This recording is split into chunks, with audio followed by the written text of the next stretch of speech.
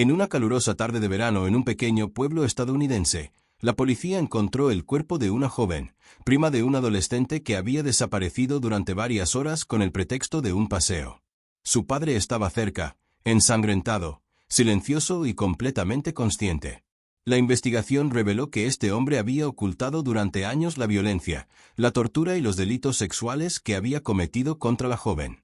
El suceso que se convirtió en la base de este caso criminal tuvo lugar en uno de los tranquilos suburbios del sureste de Estados Unidos, donde las familias habían vivido durante décadas y daban la impresión de estabilidad y previsibilidad. En el centro del caso se encontraban dos personajes clave. Un hombre adulto de 43 años, padre del adolescente, con reputación de ser reservado, trabajador, tranquilo y socialmente adaptado, y el primo de 18 años de su hijo, que había vivido en la misma zona durante varios años y mantenía un contacto activo con la familia. Formalmente, su relación resultaba familiar al círculo familiar, reuniones festivas, visitas conjuntas, ayuda con las pequeñas tareas domésticas. Nadie de su círculo cercano notó signos perceptibles de tensión o riesgo en su comunicación. Los materiales iniciales del caso indican que el hombre había mantenido durante mucho tiempo la imagen de un padre responsable. Su hijo era un estudiante común y corriente, practicaba deportes y rara vez se involucraba en situaciones conflictivas. Mantenía un nivel mínimo pero suficiente de actividad social, trabajaba en un servicio de coches local y nunca mostraba agresividad en público. Según sus vecinos, parecía disciplinado y equilibrado. Esto complicó aún más el análisis inicial de los motivos, ya que su comportamiento el día del crimen no tenía una conexión lógica evidente con su modelo de vida. La joven de 18 años era prima materna del hijo del hombre. Desde la infancia, pasaban tiempo juntos periódicamente, y sus familiares no vieron nada anormal en ello. La joven creció en una familia común, estudió bachillerato, planeaba ingresar a la universidad y tenía planes claros para su futuro. No se documentaron conflictos entre ella y el hombre adulto antes del crimen. La caracterización de la escuela atestiguaba su responsabilidad, tranquilidad y ausencia de conductas de riesgo. El día del incidente, el hijo del hombre regresó a casa más tarde de lo habitual. En ese momento, la investigación comenzó a construir una posible línea de hechos. Según el testimonio, no vio nada sospechoso durante el día, pero algunos detalles indirectos descubiertos posteriormente sugerían que había presenciado repetidamente el comportamiento de su padre, que no podía explicar. En ese momento, no percibió estos episodios como una violación de la norma, ya que desconocía la relación oculta entre el hombre adulto y la niña. Según los datos forenses, la escena del crimen se encontraba en un terreno cercano a una antigua nave técnica, ubicada aproximadamente a 1 kilómetro de la carretera central. Este lugar no contaba con seguridad fija, pero estaba parcialmente vallado y se utilizaba como un área discreta para almacenar equipo de temporada. Los agentes de patrulla que acudieron de guardia grabaron al hombre junto al cuerpo de la niña. Estaba completamente desorientado, no intentó escapar ni opuso resistencia. Un examen visual reveló de inmediato la presencia de múltiples lesiones graves en el cuerpo de la víctima, lo que indicaba violencia física severa. La primera etapa de la investigación se centró en establecer el motivo.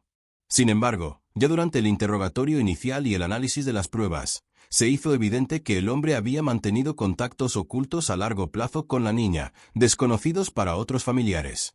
Un examen más detallado de los medios electrónicos, los registros privados y los datos de ubicación confirmó reuniones regulares y sistemáticas entre ellos, que tuvieron lugar fuera de los eventos familiares. Una parte significativa de estos contactos mostró signos de coerción, control y presión psicológica por parte del hombre adulto. En esta etapa, la investigación comenzó a formular una hipótesis sobre la existencia de actos violentos prolongados, que duraron al menos 2 años. Si bien ya no se pudo obtener el testimonio directo de la niña, los dictámenes periciales, la documentación médica y los rastros digitales indirectos indicaron la naturaleza sistemática de la violencia. Entre los materiales encontrados se encontraron datos que indicaban elementos de coerción sexual y el uso de la fuerza física para establecer un control total. Durante este tiempo, el hombre mantuvo una reputación pública de miembro respetuoso de la ley en la comunidad. Gracias a esta estabilidad externa, nadie sospechó de una posible doble vida. Una evaluación psicológica realizada tras su arresto reveló que tenía patrones de comportamiento estructurados para ocultar por completo su actividad delictiva.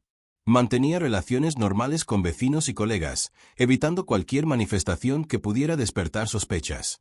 Durante la inspección de su domicilio, se encontraron objetos que confirmaron la presencia de contactos encubiertos regulares con la víctima. Entre ellos se encontraban las pertenencias personales de la joven, que no pudieron haber acabado allí por casualidad, así como fragmentos de datos digitales que indicaban su control sobre sus movimientos. Estos elementos formaron parte de la base probatoria que posteriormente determinó la calificación de los delitos. Al final de la primera etapa de la investigación, se registraron 3 áreas principales de análisis: reconstruir la cronología de la violencia, determinar las circunstancias del día del crimen e investigar el papel del hijo del hombre, quien, según los datos disponibles, no fue cómplice, pero podría haber tenido conocimiento inconsciente de ciertos elementos de las acciones ocultas de su padre. La preparación para las investigaciones posteriores requirió un estudio detallado de datos médicos, medios digitales y patrones de comportamiento de los 2 principales sospechosos, el hombre adulto y la víctima.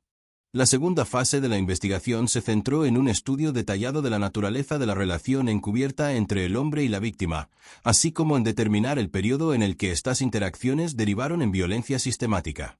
Los investigadores comenzaron su análisis con medios digitales, ya que los datos integrados de teléfonos, portátiles y otros dispositivos fueron los más informativos sobre la cronología de los contactos repetidos.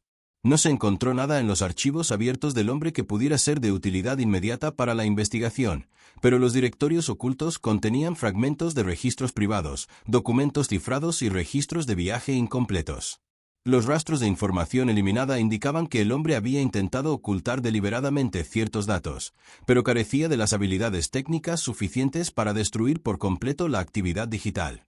Las herramientas forenses informáticas permitieron recuperar una parte significativa de la información. Se encontraron una serie de marcas de tiempo que correlacionaban con las fechas en que la joven desaparecía del hogar durante breves periodos. En la familia, ella explicaba estas separaciones por reuniones de negocios o educativas necesarias, lo que no despertó sospechas. Sin embargo, los archivos restaurados mostraron que estos periodos coincidían con los desplazamientos regulares del marido a zonas poco pobladas fuera de la ciudad. La comparación de datos de diferentes dispositivos confirmó la naturaleza sistemática de los encuentros, que no se trataba de contactos aleatorios ni breves. Paralelamente, la Fiscalía y los peritos examinaron los datos electrónicos personales de la víctima, en particular las copias de seguridad del teléfono y las redes sociales. En el momento del delito, el dispositivo principal estaba dañado, pero los registros de servidores externos permitieron reconstruir el contenido de algunos datos. Los fragmentos encontrados mostraban indicios de presión psicológica, exigían patrones de control y registraban intentos de aislarla de sus compañeros y familiares. Estos rastros digitales no contenían declaraciones directas de la joven sobre violencia, pero los peritos los evaluaron como indicios indirectos de coacción. Las fuerzas del orden también verificaron el entorno social de ambas acusadas. La información del colegio de la joven confirmó su estabilidad y la ausencia de desviaciones de comportamiento hasta el inicio de los contactos encubiertos. Su rendimiento académico no experimentó cambios bruscos, pero los peritos señalaron una ligera disminución de su actividad social 6 meses antes del incidente. En aquel momento, el entorno lo interpretó como cambios de humor normales propios de la adolescencia. Solo tras analizar los datos digitales se pudo encontrar una posible explicación a esta disminución de la actividad como resultado de la presión psicológica. El hijo del hombre se convirtió en otro objeto importante de investigación. Aunque no se encontraron indicios de su participación en los crímenes, los investigadores intentaron comprender si podía tener conocimiento de la violencia encubierta. Durante un análisis detallado de sus patrones de comportamiento, los expertos concluyeron que el adolescente podía ver manifestaciones indirectas individuales de interacciones anormales entre su padre y la niña, pero carecía del conocimiento ni la experiencia para interpretarlas correctamente. Varios fragmentos digitales mostraron que evitaba ciertas habitaciones de la casa cuando el padre y la víctima estaban allí al mismo tiempo. Esto podría haber sido una coincidencia, pero los expertos sugirieron que el joven podría haber sentido incomodidad en ciertas situaciones sin percatarse de las verdaderas razones. Posteriormente, la investigación examinó a fondo la casa del hombre. El examen reveló varias cámaras ocultas configuradas para grabar en modo de almacenamiento local sin transferir datos a la red. Esto complicó significativamente el análisis, ya que solo se podía acceder a las grabaciones en medios separados que los investigadores incautaron durante el registro. Algunos de los materiales de vídeo estaban dañados, pero los fragmentos restaurados indicaban encuentros controlados con la víctima. Estas grabaciones no contenían detalles del último día, pero fueron clave para establecer la naturaleza a largo plazo de los actos violentos. Expertos médicos y forenses trabajaron en paralelo para determinar todas las lesiones corporales de la víctima. Se registraron numerosos rastros de violencia sistemática, que no pueden explicarse por un solo ataque. Los expertos identificaron lesiones antiguas de diversa antigüedad, desde varias semanas hasta varios meses. El análisis de la estructura de las lesiones permitió obtener una visión general de la presión y el control a los que la niña estuvo sometida durante un largo periodo. Ciertas conclusiones se relacionaron con la naturaleza sexual de algunas de las lesiones recibidas, lo que confirmó la presencia de actos de violencia sexual sancionables penalmente.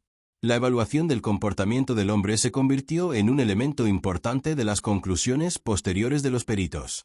Al momento de su arresto, se encontraba en un estado físico y psicológico estable y no mostraba signos de pánico ni desorientación. Esto planteó nuevas dudas sobre la posible planificación del crimen. El examen estableció que, en los meses previos al incidente, había cambiado drásticamente sus rutas de viaje y utilizaba con frecuencia lugares poco poblados fuera de la ciudad.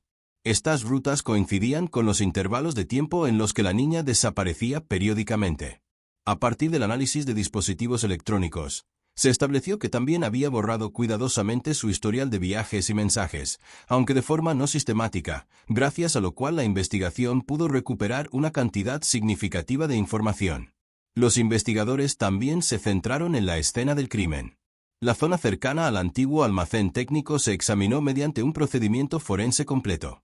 Se encontraron rastros de forcejeo, fragmentos de tejido y muestras biológicas, lo que confirmó que el ataque fue repentino y estuvo acompañado de intensa violencia física. Los peritos establecieron que el ataque duró poco tiempo, pero las lesiones infligidas fueron graves. El análisis de datos permitió determinar que el crimen ocurrió entre las 7 y las 8 de la tarde, cuando la zona estaba prácticamente desierta. Simultáneamente, la investigación intentó establecer un posible motivo que pudiera haber provocado una transición abrupta de violencia sistemática encubierta a un ataque mortal abierto. En esta parte, los peritos procesaron los últimos fragmentos digitales disponibles, que registraron indicios de distanciamiento de la víctima. Algunos datos indicaron que ella intentó cortar el contacto, limitó el acceso a sus cuentas y evitó las reuniones. También se detectaron cambios en sus movimientos en las semanas previas al crimen, lo que indicaba intentos de distanciarse de su esposo. Los peritos sugirieron que este podría haber sido el catalizador, es decir, el momento que redujo el nivel de control del hombre y lo obligó a actuar agresivamente para mantener el poder. Como resultado, estos materiales constituyeron la base de la segunda etapa de la investigación preliminar. La información sobre medios digitales, cámaras ocultas, la estructura de las lesiones y los patrones de comportamiento nos permitieron trazar un panorama claro de muchos años de violencia encubierta, que continuó sin signos externos para la familia. La finalización de la segunda etapa de la investigación abrió el acceso a un análisis profundo de los hechos del día del crimen, que se convirtieron en clave para la formación de la acusación penal. La tercera etapa de la investigación se centró en una reconstrucción detallada de los hechos ocurridos el día del ataque fatal. La cronología establecida comenzó por la mañana, cuando la joven salió de su domicilio a su hora habitual. Los datos de las cámaras de vigilancia de la zona confirmaron su desplazamiento a una zona comercial, donde permaneció aproximadamente una hora. No se registraron indicios de persecución ni presión externa durante este periodo. Paralelamente, los datos digitales mostraron que el hombre salió de su lugar de trabajo mucho antes de su horario habitual, lo que se explica por razones técnicas. A partir de ese momento, su ruta ya no coincidía con los movimientos diarios habituales. Después del mediodía, las trayectorias de los dos sospechosos comenzaron a converger gradualmente. Las cámaras de vigilancia de tráfico local mostraron que el hombre se dirigía hacia la zona residencial donde se encontraba la joven, aunque no se registraron intersecciones directas. Según estimaciones aproximadas de los peritos, pudo determinar su ubicación utilizando datos previamente guardados o sus rutas habituales. Esta etapa de la investigación confirmó que el encuentro no fue accidental. Alrededor de las 5 de la tarde, la joven salió de la zona comercial y se dirigió al barrio. A veces caminaba hasta allí, como se supo por los datos recuperados de sus movimientos durante las semanas anteriores. Aproximadamente 20 minutos después, el hombre apareció en el mismo tramo de la carretera.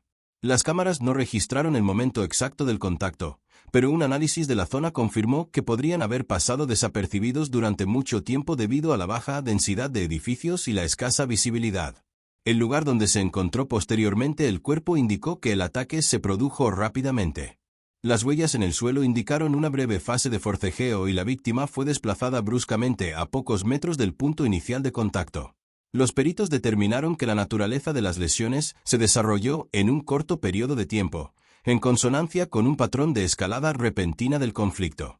No se encontraron indicios de objetos extraños ni de planificación previa para preparar la escena, pero la presencia del hombre en un lugar remoto en el momento oportuno sugirió que las acciones fueron deliberadas. El hombre no abandonó el lugar del ataque fatal. Permaneció cerca del cuerpo sin intentar escapar ni ocultar sus huellas. Un automovilista que pasaba por la carretera llamó a la policía. Cuando la patrulla llegó al lugar, el hombre se encontraba estable y no presentaba un comportamiento caótico. Este aspecto fue clave para determinar que sus acciones no fueron un arrebato impulsivo e incontrolable, sino la etapa final de un patrón de violencia oculto de larga data. La cuarta etapa de la investigación se centró en la calificación jurídica de las acciones del hombre y la formulación de cargos. La Fiscalía recopiló un conjunto de pruebas que permitió establecer tanto los elementos inmediatos del delito como la naturaleza a largo plazo de la violencia. Los exámenes médicos confirmaron no solo la muerte como consecuencia de una agresión física, sino también numerosas lesiones antiguas que indicaban delitos sistemáticos de naturaleza sexual y física. Estos resultados se convirtieron en una parte importante del escrito de acusación, ya que permitieron rastrear la secuencia de acciones que comenzó mucho antes del día del incidente fatal. Paralelamente, se realizó un análisis de los datos digitales recuperados, incluyendo archivos de vídeo ocultos, fragmentos de correspondencia, registros de geolocalización y los archivos internos del hombre. La totalidad de estos elementos demostró la presencia de una clara estructura de control sobre la víctima, que incluía reuniones regulares, el uso de la coerción, restricciones a su libertad e intentos de impedirle contactos sociales.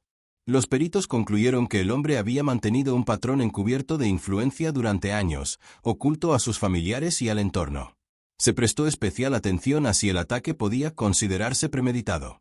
Si bien no se encontraron indicios de preparación especial en el lugar de los hechos, un análisis de las rutas de viaje previas confirmó que el hombre visitaba regularmente zonas remotas similares a la escena del crimen. Esto permitió creer que era consciente de la escasa visibilidad y la ausencia de forasteros, lo que le permitió actuar de forma discreta. Tras la realización de los peritajes, la Fiscalía elaboró un pliego de cargos definitivo, que incluía homicidio premeditado, múltiples episodios de violencia sexual, privación ilícita de la libertad y lesiones corporales sistemáticas. El expediente se remitió al tribunal para su posterior análisis. La quinta etapa se centró en el juicio, durante el cual se presentaron todos los materiales de investigación, se recopilaron los dictámenes periciales y los resultados de la investigación forense. El tribunal recibió un conjunto completo de pruebas, que incluía información digital, material de vídeo, informes médicos, análisis de patrones de comportamiento y resultados del examen de la escena del crimen. Con base en estos datos, el caso se dividió en varios bloques, cada uno de los cuales tenía como objetivo establecer una visión objetiva de los hechos. En el primer bloque, el tribunal examinó la estructura de las relaciones ocultas que precedieron al crimen. Los peritos describieron la naturaleza de la influencia sistemática registrada en medios digitales, incluyendo largos periodos de control, aislamiento y coerción sobre la víctima. De particular importancia fueron los fragmentos de vídeo de cámaras ocultas, que confirmaron la presencia de contactos regulares en condiciones de acceso limitado por parte de terceros. El tribunal reconoció estos materiales como clave para establecer un modelo general de interacción entre los acusados. El segundo bloque se centró en el día del crimen. Se presentó una cronología de los hechos, reconstruida a partir de cámaras de vigilancia, rutas digitales y hallazgos forenses. Los peritos confirmaron que los movimientos del hombre no fueron aleatorios y que tuvo la oportunidad de rastrear la ubicación de la víctima. El tribunal consideró reconstrucciones cartográficas que mostraban la coincidencia de su ruta con los movimientos habituales de ella, lo que reforzó la idea general de un abordaje deliberado. Un bloque separado se dedicó a las pruebas médicas. Los peritos establecieron la presencia de numerosas lesiones de diversa antigüedad, lo que confirmó la naturaleza prolongada de la violencia. El tribunal recibió conclusiones sobre los mecanismos de las lesiones, la cronología de las lesiones y su correspondencia con patrones de coerción física. Los materiales enfatizaron que el día del ataque no fue un episodio aislado, sino el punto final de un largo ciclo. El cuarto bloque contenía información sobre el estado psicológico del hombre. El examen confirmó su capacidad para comprender la naturaleza de sus propias acciones, controlar su comportamiento y evaluar las consecuencias. Estos datos confirmaron su cordura en el momento del crimen y permitieron descartar un impulso incontrolado como explicación del incidente. El tribunal reconoció los resultados del examen como relevantes para la evaluación legal de sus intenciones. Tras considerar todas las pruebas, el tribunal concluyó que existió dolo, confirmado por la estructura de la conducta previa y la secuencia de acciones el día del delito. Se dictó sentencia firme, que abarcó la lista completa de delitos imputados, incluyendo privación intencional de la vida, violencia sexual, detención ilegal y lesiones corporales prolongadas. La consideración del caso culminó con la emisión de un veredicto, que constituyó la formalización legal definitiva de la labor de investigación y de las autoridades judiciales.